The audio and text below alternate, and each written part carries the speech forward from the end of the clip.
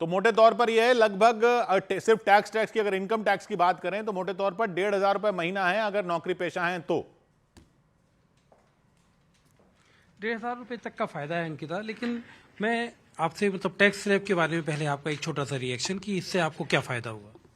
सबसे बड़ा फायदा तो मुझे ये लगता है कि जो टैक्स बेनिफिट मिल रहा है, तो अब महिलाएं अगर अपने नाम पर प्रॉपर्टी लेती हैं या अपने नाम पर रजिस्ट्री कराती हैं तो बहुत बड़ा बेनिफिट है। स्टैम्प ड्यूटी की बात हुई, स्टैम्प ड्यूटी की बात करो तो काफी ज्यादा ये अच्छा महिलाओं के लिए है, काफी छूट मिल रही है। तो मैं आपका देख रहा था कि आपने बड़े ध्यान से पूरा बजट आपने देखा।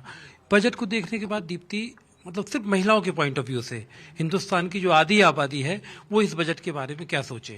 मोदी जी का तीसरा बजट कैसा है? मोदी जी का तीसरा बजट, पहले मुझे संशय था कि शायद कुछ दिक्कत आए, लेकिन देखने के बाद मुझे काफ़ी राहत हुई है। और जैसे कि महिलाओं को जो एजुकेशन, एम्प्लॉयमेंट और स्किल्स के प्रति जो उन्होंने बजट पेश किया है और वो इम्पैक्ट मतलब उस पर जोर दिया है कि 1.48 करोड़ हम केवल इनके लिए लगाएंगे। 3 लाख करोड़ रुपए का एलोकेशन है, 3 लाख करोड़ का टोटल एलोकेशन है। बहुत बड़ी बात होती है ये।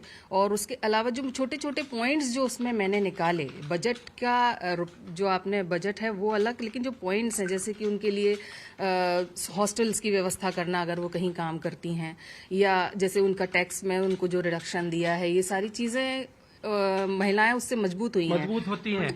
मैं आपसे पूछूंगा मतलब चूंकि आप मिसेस इंडिया भी रही हैं, तो मनीषा आनंद एक महिलाओं की प्रतिनिधि के तौर पर कैसा है बजट? देखिए, बजट तो महिलाओं के पॉइंट ऑफ व्यू से बहुत अच्छा है।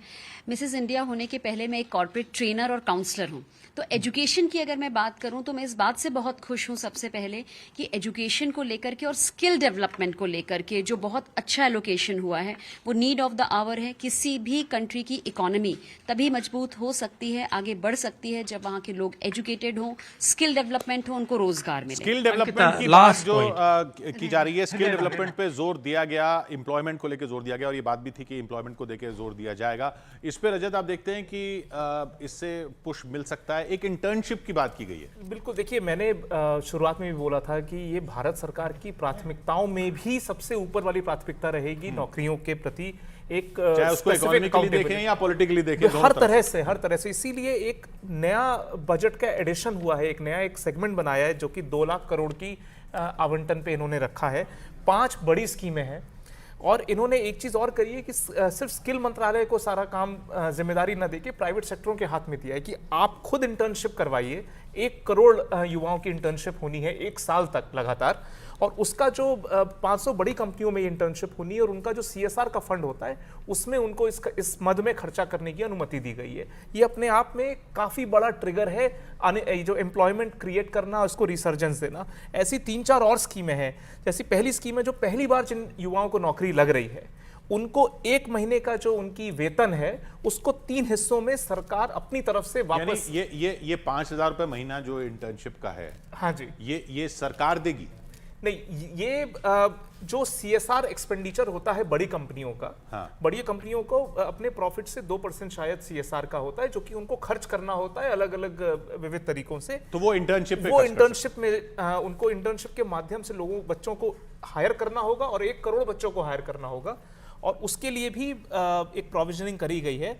इसके अलावा मैंने जैसा बताया, जिनको पहली बार नौकरी लग रही है उनको 1 माह का वेतन, और उसमें कुछ बाउंड्री केसेस हैं, 1 लाख से ऊपर सैलरी नहीं होनी चाहिए वगैरह वगैरह, बट 1 माह का वेतन वापस सरकार अपनी तरफ से उनको कंट्रीब्यूट करेगी, जो कि एक बड़ी बात है। मैन्युफैक्चरिंग में 4 साल तक EPFO का बेनिफिट का कंट्रीब्यूशन जो कि एम्प्लॉयर को करना था वो सरकार करेगी। तो कितना बड़ा ट्रिगर दिया गया मैन्युफैक्चरिंग सेक्टर को कि आप नौकरियां बढ़ाइए, जो EPFO का कंट्रीब्यूशन है वो हम अपनी तरफ से ये सारे पुश जो हैं ये नौकरियों के लिए, जैसा रजत बता रहे थे, नौकरियों पर भी आएंगे। और फिर कृषि जिस पर बार बार जोर देने की बात हो रही थी, वो किस तरह से रिसीव किया गया है? मुजफ्फरनगर में मौजूद है प्रशांत।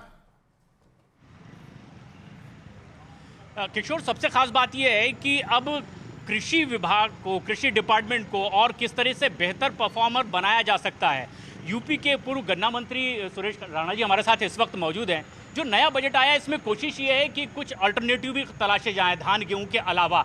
लेकिन जो किसानों से हमारी बात हो रही है, जो आपके साथी यहाँ पर मौजूद भी हैं, वो ये कह रहे हैं कि सरकार योजना तो लाती है, इम्प्लीमेंटेशन एक बड़ी प्रॉब्लम होती है, और जो वाकई ज़मीन से जुड़ा किसान है इस तक ये पहुंच पाए, ये निगरानी में कहीं चूक हो जाती है? नहीं, सबसे पहले तो मैं आदरणीय प्रधानमंत्री जी को बहुत बहुत बधाई देना चाहता हूं कि एक शानदार बजट और माननीय हमारी वित्त मंत्री जी ने पेश किया है। और आदरणीय प्रधानमंत्री जी का जो सपना है, एक विजन है, वो विजन के साथ काम करते हैं। और उनके विजन का क्या असर है वो केवल कहने के लिए नहीं है, वो दिखता है। आज आपने देखा होगा कि भारत की जो आर्थिक प्रगति है वो किस गति के साथ आगे बढ़ रही है। आज हम दुनिया में 5वें नंबर की अर्थव्यवस्था पर खड़े हैं और जो हमारा सपना है, आदरणीय प्रधानमंत्री जी ने टारगेट लिया है, बहुत जल्द हम तीसरी अर्थव्यवस्था की ओर बढ़ रहे हैं। लेकिन आपको इस बजट में किसानों के लिए जो करने की बात कही गई है वो किस अनुपात में बेहतर लगता है, या कुछ और गुंजाइश थी? इतना शानदार बजट है और सबसे बड़ी बात क्या है कि जैसे अभी उन्होंने दलहन को, तिलहन को फोकस करने का काम किया है, ऑर्गेनिक खेती को फोकस करने का काम किया है और चहुमुखी बजट है ये चौतरफा बजट है, सबको जोड़ने वाला बजट है। आप युवाओं को देखो, 5 करोड़ से ज़्यादा रोजगार के अवसर सृजन करने वाला बजट है। आप किसानों को देखो, सीधा 1.5 लाख करोड़ रुपए से ज़्यादा तो सीधा है। सुरेश राणा जी, लेकिन जब इस पर अमल किया जाता है तो होता ये है कि जब चुनना होता है लाभार्थी को, यहाँ कहीं चूक होती है। जमीन स्तर पर इस तरह की शिकायत बहुत। क्या भविष्य में कुछ ऐसे कदम उठाने की भी योजना सरकारों की है? नहीं, सबसे पहले तो मैं आदरणीय प्रधानमंत्री जी को यही बधाई दूंगा कि उन्होंने किसान से जुड़ी सारी योजनाओं को डीबीटी करने का काम किया। आज किसान सम्मान निधि आती है तो सीधे खाते में आती है। जितनी भी लीकेज थी, सारी लीकेज को बंद करने का काम किया है तो आदरणीय प्रधानमंत्री जी ने किया है। बहुत सारे लोग देश में एमएसपी की बात करते हैं, तो 2012-13 में गेहूं का एमएसपी 1200 रुपये था, आज लगभग जस्ट डबल है। ये करने का काम किसने किया? ये आदरणीय प्रधानमंत्री जी ने किया। चाहे गन्ना बेल्ट हो, चाहे धान की बेल्ट हो, दलहन की बेल्ट हो, तिलहन की बेल्ट हो, कोई खेती हो, समग्र विकास को लेकर के आदरणीय प्रधानमंत्री जी ने कदम उठाए हैं और उसी का कारण है कि आज इस बजट की सराहना हो रही है। और फिलहाल तो इसकी सराहना की बात भी कही जा रही है। सुरेश राणा जो कि खुद गन्ना विकास मंत्री रहे हैं, उद्योग मंत्री उत्तर प्रदेश के रहे हैं, लेकिन साथ ही साथ कई और किसान भी हमारे साथ यहाँ पर मौजूद हैं। तो जिस तरह की ये प्रतिक्रिया आई है, क्या जी किशोर कुछ कह रहे हैं? जी, किसानों की ये कृषि क्षेत्र की जहाँ तक बात हुई, उसके अलावा बाकी क्षेत्रों में भी अगर जोर डालें पर ध्यान दें, यहाँ पर बजट में रोजगार को लेकर बहुत कुछ कहा गया है। एक रोजगार के कुछ पहलुओं पर अभी रजत ने बात की। इसके अलावा आप बताइए, ये रोजगार सृजन की जो बात है कि ये तो ठीक है, कंपनियों को CSR के जरिए इंटर्नशिप वगैरह हो जाएगा, नया रोजगार पैदा हो, इंडस्ट्रियल इन्वेस्टमेंट उस लिहाज से हो, उसके लिए आप क्या देखते हैं इसमें? 12 नए इंडस्ट्रियल पार्क्स की बात की गई है। मैन्युफैक्चरिंग सेक्टर को डेवलप करने